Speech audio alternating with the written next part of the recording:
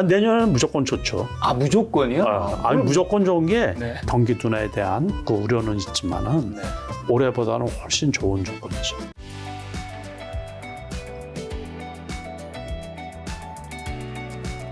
대표님은 내년 장은 좀 어떻게 보세요? 내년 장은 뭐 올해처럼 되게 힘든 장일까요? 그래도 내년은 올해보다는 그래도 증시 분위기가 좀 좋을 것이다. 올해는 참 안 좋았잖아요. 네. 내년에는 무조건 좋죠. 아, 무조건이요? 무조건 좋은 게 네. 제가 이제 항상 그래요. 이 시장에서 저 개인적으로 보면 네. 일단은 돈을 많이 버는 수익이 많이 난 해는 네. 반등장일 때 우리가 여러 차례가 있었잖아요. 네. 급락했다가 뭐 2008년도 그 미국 금융위기 때 코스피가 900포인트도 깨졌거든요. 네. 그 다음 해에 그러니까 2009년도죠. 코스피가 1700, 800까지 왔었어요. 그 주봉을 한번 보면 아마 확인이 될 거예요. 2008년이죠, 여기. 네. 그러고서 2009년에 여기까지 왔잖아요. 2009년, 2010년이니까 2009년 여기까지 왔잖아요. 네. 그러니까 여기 1000 밑에 떨어졌죠. 여기 이제 천이 깨졌었나요? 예, 900이 깨졌어요, 이틀. 종가 기준으로. 그래서 이틀 그랬다가 이게 이제 2009년 말 1년 뒤에 여기까지 온 거예요. 여기가 보면은 1600 고점 보면 1700 이렇게 나오죠. 네. 예, 그게 이제 2009년 말 2010년. 그러고서는 이제 여기에 되면 벌써 정고점을 뚫고 넘어갔어요. 2200까지 갔어. 네, 2200 넘게. 그래서 이제 이럴 때 보면 주가가 하기가 편한 거죠. 네. 재반 노출이 다 되고. 그러니까는 뭐 그렇다고 급등하기는 어렵더라도. 네. 그래서 내년에는 무조건 올해보다는 훨씬 좋은 조건이죠. 경기 둔화에 대한 그 우려는 있지만은. 네. 그래서 내년 제가 보기에는 이제 봄이 지나면 본격적으로 주식이 조금 좀 힘을 내서 여러 쪽에서 이제 좋은 종목들도 좀 많이 나오고 네. 그래서 좀 기대를 해도 되지 않나. 내년 봄 이후로 보고. 내년 한 3월 달부터는 네. 그러니까 생각보다 경기 침체가 12월 결산법인들 결산 발표하고 그 지금은 아직은 이제 자금이 경색되어 있거든요. 네. 그래서 한계 기업들도 있을 거고 금리가 높은 상태니까 그렇지만은 이제 1분기 실적이 나오면서 네. 아마 생각보다 이게 경기가 나쁘지는 않네. 만약에 그런 시그널이 나온다 그러면 섹터에 따라서 이제 급등하는 쪽도 좀 나오지 않을까 이렇게 싶은 거예요. 네. 증시가 사실 2021년 작년 6월부터 굉장히 떨어지면서 올해도 계속 안 좋았는데 네. 올해 이제 대표님이 늘 나오셔서 하셨던 말씀이 나는 지금 이제 현금 비중이 굉장히 높은 상태다. 네. 왜냐하면 지금 주식 투자가 굉장히 어려운 시기이기 네. 때문에 네. 굳이 여기서 돈을 벌려고 하는 데 자체가 굉장히 더 어려울 수 있다 말씀해 주셨는데 그럼 지금은 이제 어떻게 보면 내년 봄 이후로 좋을 것 같으면 현금 비중을 좀 이제 줄이고 계신가요? 그렇죠. 네, 지금은 그래서 꽤 네. 그러니까 아까 말씀드린 것처럼 네. 나름 그쪽에 그리고 이익 실현하는 것들도 있고 그러니까 지금은 이제 빨리 그저 요즘에 거래 되게 많이 해요. 아, 거리 많이 나고요. 근데 돈이 잘 크게 안 붙어서 그렇지. 아. 이게 쉽지는 않은 장이에요. 쉽지는 않죠. 그래서 이제 올해 갖고 갈 거는 이제 1, 2월 달에 이제 골라야죠 또. 12월 달에 배당 받을 거는 또 배당 받을 대로 또 이제 포지션에 들어가고 그래서 이제 배당도 좀 받아야 되고 주식도 조금 더 이상 안 떨어질 종목들 그런 것들을 이렇게 지금 이렇게 보고 있는 중이에요. 그리고 일부는 매수를 하고서 고가격대 이제 평균 가격을 맞추는 그래서 지금은 쉬지는 않고 있고 열심히 보고 있고 열심히 하는 중이에요. 그럼 이제 매수 얘기해 주셔서 그럼 지금 같은 장에서 좀 어떤 주식 사고 좀 어떤 주식 팔아야 될까요? 그러니까는 많이 올라온 거 네. 시장에 비해서 오버한 부분은 이제 팔고 네. 그리고 그게 이제 적정 가격에 2차 전지 같은 경우는 제가 보기에 그때 너무 급등했다 그래서 이제 팔고 네. 그러고서 같은 종목이더라도 기아 같은 경우도 7만 원 네. 되던 날 7만 500원 되던 날 다 팔았거든요. 그러고서는 이제 그래도 계속 보고 있는 거죠. 그래서 요 정도 가격 오면 좋겠다 그러는데 오늘 같은 경우는 이제 64,800원까지 떨어졌었는데 삼성전자도 마찬가지예요. 그러니까 삼성전자도 오늘 61,400원이구나. 68,000원까지 떨어진 걸로 알고 있는데 네, 맞습니다. 그쵸? 저가가 68,000원. 그래서 저것도 6만 원 선이면 괜찮겠다 싶은 거예요. 그렇다 또 너무 싸게 이렇게 하면 하기가 어렵거든요. 그러면 이제 한 61,000원쯤에도 사놓고 네. 그래서 조금 더 떨어지면 더 사고 그러다가 저번처럼 저렇게 이제 확 올라가 버리면 이제 팔아버리고 뭐 그렇게 하는 거죠.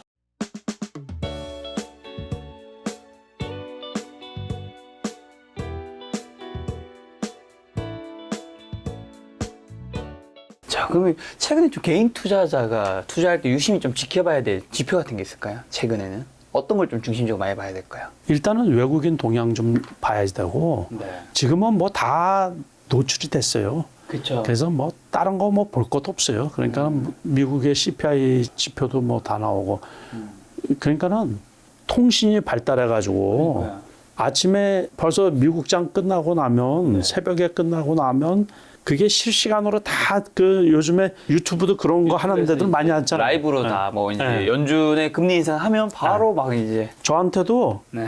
이슈 있잖아요. 네. 그것만 정리해서 이렇게 보내는 그런 회사도 있어요. 기업들이. 그래서 그거 분석하는데도 아무리 짧게 잡아도 저 같은 경우는 이제 오래됐으니까 그냥 쭉 보면 다 알잖아요. 이게 쭉 했는데 원체 내용이 많고 빠삭해가지고 뭐 실시간으로 요즘에는 요 조그만 것만 있어도 그냥 다 이게 시장에 반영되고 그러거든요. 그래서 지금은 이제 새로운 이슈는 없죠. 전부 다 미국에서 중앙은행에서 금리를 요번에 어떻게 할 거냐. 거기에 한국은행이 요번에 이제 이번 주에 금리 발표를 또 하는데 어떻게 예상하시나요? 0.25%포인트로 하지 않을까 그렇게 생각을 하거든요. 그런데 이제 결과적으로는 내년 같은 경우에 지금 이제 과도하게 급격한 금리 인상은 마무리가 된 거고 그렇다고 해서 내년에 금리를 낮출 가능성은 거의 없잖아요. 그러니까는 고금리인 상태가 내년 1년 동안은 지속되지 않느냐 그런 얘기예요. 그러니까는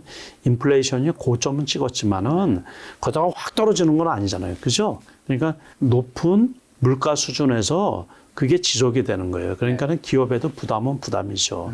그러니까 내년이라고 해서 주식 가격이 폭등하고 이런 거는 없고 단지 올해보다는 이제 환경이 다 오픈이 되고 그랬으니까는 그리고 어떤 식으로든 우크라이나 전쟁도 마무리 국면에 들어가지 않을까 싶은 거죠. 그러면 거기도 역시 그 이제 복구 사업도 해야지 되고 이번에 네옴시티로 해가지고 반살만 그 왕세자가 우리나라 떠났다 하고 그랬잖아요. 왔다 가고. 그게 이제 그러면 세계 경제도 그게 600, 700조짜리면 얼마나 큰 거예요. 그죠? 그러니까 지구 역사 이래 최고의 사업이라고 그렇게 되는데 그러면 그 혜택도 좀 볼 거고 우리나라에서 수주할 수 있는 게 13% 뭐 이 정도 하다 보면 100조가 넘는다든지 그 혜택을 이제 보지 않느냐. 그러면은 뭐 그것들은 아직 수주 받은 것도 없어도 주가가 많이 올라갔잖아요. 근데 일부 벌써 이제 수주가 들어간 현대건설 기계 같은 경우는 급등을 했거든요. 33,000원에서 엄청 많이 올라갔죠. 67,000원까지 거의 배 올라갔네. 배. 58,000원이구나. 3만 원 딱 찍었었는데 이런 거가 있어요. 현대, 두산, 인프라코. 한번 좀 보세요. 중무장대 안쪽 이런 것들은 많이 올라가. 나머지들은 뭐 별로 없죠. 방금 전에 지금 정보가 굉장히 많이 오픈되어 있다 얘기해 주셔서 제가 얼마 전에 어떤 자사운용사에서 이제 고객들에게 투자 레터 같은 거 보내잖아요. 올해 주식 시장이 너무 안 좋았고 그래서 우리가 투자 수익률이 굉장히 안 좋았는데 이제 내년에는 우리가 수익률을 뭐 높이 할 수 있다는 이제 자신감을 이제 보여주면서 올해 힘들었던 것 중에 여러 이제 매크로한 경제도 얘기하면서 올해 힘들었던 건 또 다른 이유 중에 하나는 이제 유튜버들이 그런 이제 투자 고수분들이나 뭐 애널리스트, 펀드 매니저분들의 그런 영상들 많이 올리면서 모두가 똑똑해지면서 모두에게 이제 정보가 쉽게 오픈되면서 투자하기가 훨씬 난이도 어려졌다고 하더라고요. 그것도 어려운 공감하세요? 말씀이에요. 그것도 근데 이제 거기에서 그것보다 이제 다른 데서 내가 질문을 받거든요. 좀 고상하게 좀 투자를 할 수가 없냐고. 다시 말해서 고상하게라는 게 뭐냐면 우리가 이제 소위 말해서 과거에 이제 우리가 가치 투자 그러면은 장기적으로 성장하는 기업에 이렇게 천천히 올라가는 그런 종목이 없느냐는 얘기예요. 그런 투자가. 아주 아름답죠. 네, 아름답게 마음 그러니까 편하게. 마음 편하게. 근데 시대가 이 통신 때문에 그런 거예요. SN 때문에. 바로 다 퍼져버리니까. 거기다 리딩방, 네. 그 증권 방송, 네네. 뭐 이런 데가 그런 거를 망쳐버린 거예요. 이게 정보가 너무 순식간에 퍼지다 보니까 어떤 좋은 기업이 있다고 누가 발견을 했어요. 네. 그러면 자기는 그걸 사놓고서 곧바로 오픈을 시켜 놓는다고요. 그러면 이제 뭐 리딩방들이 다 그런 식이 많죠. 증권 방송이나 이런 데가. 네. 그러니까는 주가가 그냥 하루아침에 그냥 급등을 하는 거예요. 급등. 네. 그러니까는 폼나게 좀 사가지고 천천히 올라가야지 되는데 요즘에는 그런 종목이 없잖아요. 그러니까 어떤 게 좋다 그러면 곧바로 오픈이 되니까는 그냥 급등을 해버리고 또 금방 또 떨어져 버리고 막 이러다 보니까는 뭐 반대쪽에서 뭐 의견도 나오고 요번에 반살만 저기 왕세자도 지난번에 방안이 취소됐다 그래가지고 예를 들어서 이제 한미글로벌 같은 경우 그날 10몇 %가 떨어졌었거든요. 24,000 제가 400원에 샀는데 그러면서 이제 그때 요게 떨어진 날 제가 정확하게 날짜도 자 24,350원이죠. 네. 제가 24,400원 샀어요. 400원. 400원, 500원에 샀는데 이틀 그랬어요. 이틀. 그러다니만 이제 급등을 하기 시작을 하더니만 이게 여기에서도 더블 이상 간 거예요. 거의 5만 원까지 갔으니까. 그러니까 이제 그렇게 그거를 어떻게 취소한 거를 금방 할 수가 있을까 신기한 거죠. 그런데 그게 다시 어떻게 방안을 하게 되다 보니까 또 이쪽에 이렇게 띄운 쪽 이런 쪽은 그게 취소가 됐던 게 다시 방안으로 돌았던 것도 다 아는 거예요. 그러니까는 일반 사람들이 알지 못하는 내부 정보들을 접하는 쪽이 있는 거죠. 그런 쪽에서 주식을 리딩하고 그러다 보니까 이제 이 고상한 기업 가치를 보고서 투자를 하는 폼나는 투자하기가 되게 어려운 시대가 된 거예요. 지금 리딩방 얘기해 주셔서 많은 분들에게 이제 오해하신 분들이 그 카카오톡 오픈 채팅방이나 이런 데서 이제 김 작가 TV에서 이제 종목을 드립니다 하면서 그런 방이 있는데 여러분 모든 방은 4층입니다. 김 작가 TV는 절대 리딩 그런 채팅방 이런 거 만들지 않는다라는 거. 저 역시 마찬가지예요. 저 역시 제가 누차 말씀을 드렸지만은 유료로 뭐 회원 관리하든가 뭐 유료로 어디에서 강의를 한다든가 이런 거 일체 없습니다. 지금까지 해온 적도 없고 그러니까요. 앞으로도 할 계획이 전혀 없습니다. 그러니까 전에 제 이름 파는 그 리딩방 되게 많았거든요. 그래서 제가 나쁜 놈들이잖아요, 전부 다. 신고해가지고 다 이게 없앴는데 그것도 또 신고해도 그 절차가 되게 불편해요. 그러니까요. 이게 신고하고 없애도 그냥, 또 생겨난 데서. 그리고 그쪽에서 그 카카오 같은 데서도 좀 편하게 이렇게 처리를 해주면 되는데 그 절차가 되게 복잡하더라고요. 그래서 제 신분증하고 확인서하고 뭐 이걸 다 보내야지 그게 이제 없어진다든가 그렇게 하는데 아무튼 투자자분들도 그런 것들을 좀 가릴 줄을 아는 안목이 좀 있어야 되거든요. 그래서 그 뉴스가 나오더라도 이게 진짜 뉴스인가 가짜 뉴스인가. 그러니까는 뉴스들도 이런 뉴스들이 있어요. 검토 중이라든가 뭘 하려고 한다라고 하는 거 그거로 인해 가지고서 단기적으로 주가가 올라가는 경우도 있거든요. 그러니까 그런 거는 하지를 말고 아예 올라가더라도 참고로 하지를 말고 실질적으로 투자를 해서 이 기업이 어떤 쪽에 투자를 해서 돈이 벌려야죠. 돈이 플랜 말고 실행이 돼 가지고 돈이 들어와야지 주가가 올라가죠. 그런 잘 살펴보고서 투자하시기 바랍니다. 대표님이 이제 내년에도 이제 고금리가 어느 정도 유지될 것 같다고 말씀해 주셨는데 혹시 대표님 주변에 있는 부자분들은 지금 이 고금리 환경에서는 이제 재테크는 좀 어떻게 하고 계세요? 그냥 요즘에는 안전하게 좀 예금을 많이 하고 계신가요? 그냥 투자는 잘 안 하시나요? 아니 뭔가 좀 준비하고 계신가요, 지금? 우리가 아는 분들은 있죠. 소위 말해서 이제 슈퍼개미들. 근데 다 각자 알아서 하는 거죠. 그래서 그런 거 공유하고 그러지는 않아요. 근데 이제 지금 금리가 정기예금이 5%잖아요. 근데 물론 채권 투자도 많이 하고 그러잖아요. 근데 저 같은 경우는 그렇게 빨리 움직이고 그런 편이 아니거든요. 그러니까 저도 일부 금액 같은 경우는 좀 핸들링하기가 불편한 것들은 조금 이렇게 해서 지금은 은행에 정기예금으로 수백조가 몰려져 있는 상태 아니에요. 그러니까 국민들 전체가. 그러니까 금리가 높을 때는 또 그게 속편할 수도 있죠. 그렇죠. 주식에서 얻은 때는 올해 같은 경우는 연 5% 수익 내기도 어렵거든요. 그러니까는 예금이 낫겠네. 예금이 날 수도 있죠. 다른 거는 다 또 신경을 써야 되는 부분들이 있어서 우리가 펀드 같은 거라든가 뭐 ELS 같은 경우도 요즘에는 이 고금리 때는 그런 거 의미가 없죠. 저번에는 ELS 같은 경우도 잘못 들어간 것들은 녹인 구간. 네. 예? 그러니까 중국 그 홍콩 증시, 홍콩 H 증시가 많이 빠져가지고 이번에 5,000포인트 초반까지 떨어지면서 엄청 그게 다 낙인 구간이 다 들어가 있는 상태거든요. 근데 그게 만기가 앞으로도 뭐 1년 훨씬 넘게 남아있고 2년 정도 남아있는 경우는 그 사이에 제가 보기에 회복될 거로 보고 있는데 그래서 이제 이것저것 신경 쓰기 싫으신 분들은 네. 정기예금 이게 아주 오랜만에 지금 5%대가 그러니까요. 온 거잖아요. 그러니까 이것도 잘 활용하는 게 좋죠. 정기예금 5% 시대의 금융 섹터 어떻게 보시나요? KB금융 지금 차트가 있긴 한데 은행, 근데, 증권보험.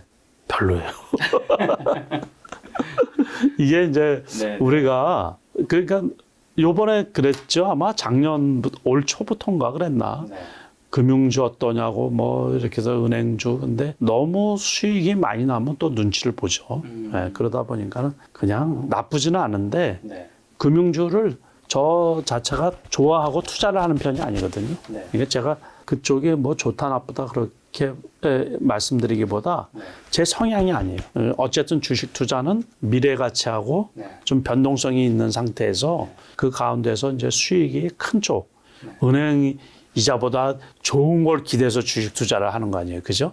그러니까 그래서 여기는 뭐 배당도 안정적이고 그러긴 그런데 네. 제가 좋아하는 섹터는 아니기 때문에. 네.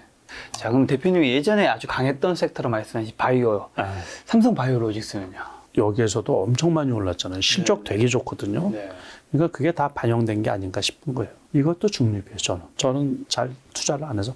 이거를 그 재작년에 코로나 팬데믹일 때 제가 28만 원에 산 거거든요. 네. 그 전에는 20만 원에도 사가지고 왜 그 지배구조 문제 때문에 10몇만 원까지 떨어진 적이 있어요. 아주 옛날에. 그러니까 아주 옛날도 아니지 몇 년 전에. 이쪽으로 가면. 20만 원 초반 여기까지도 떨어진 적 있죠. 지금은 이제 그게 다 반영이 돼서 지난번에 여기 100만 원 넘어까지 갔고 요번에도 실적이 원체 좋아가지고 이상 많이 안 빠지는 거죠. 네. 근데 여기에서는 저도 중립으로 봐요, 그냥.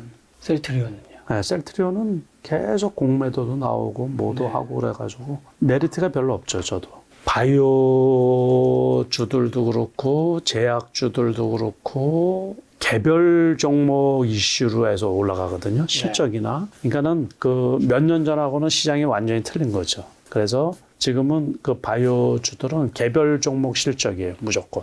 그러니까 어떤 게 좋고 어떤 게 나쁘고 그런 게 아니고 이제 자기 선호도에 따라서 실적은 다들 좋아요. 괜찮고 우리나라 바이오 업체들 뭐 세계적으로 네. 그런데 그거하고는 조금 무관하게 가는 거죠. 자, 그래프톤 종목을 보면서 이제 게임 섹터 쪽은 네, 이게 이제 그거예요. 여기 지난번에 진짜 최악을 벗어나서 요거하고 NC 소프트하고 거의 마찬가지일 거예요. 그러니까 이제 그 신작들에 대한 기대 그리고 과도하게 많이 떨어진 거에 의해서 상당히 많이 올라왔죠. 그러니까 그렇다고 해가지고 전고 좀 전체적으로 반등 국면이라고 생각하시면 돼요. 반등.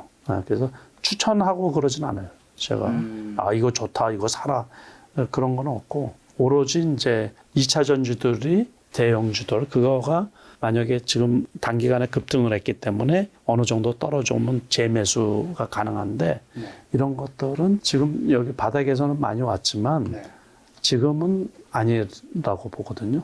조금 더 떨어지면 괜찮지 않을까 싶은 거예요. NC소프트 같은 경우 어제 크게 떨어졌죠.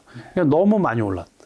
그러니까 어제 크게 떨어졌으니까 오늘은 좀 괜찮고 이런 것들도 단기간에 너무 급등을 했던 거죠. 지금.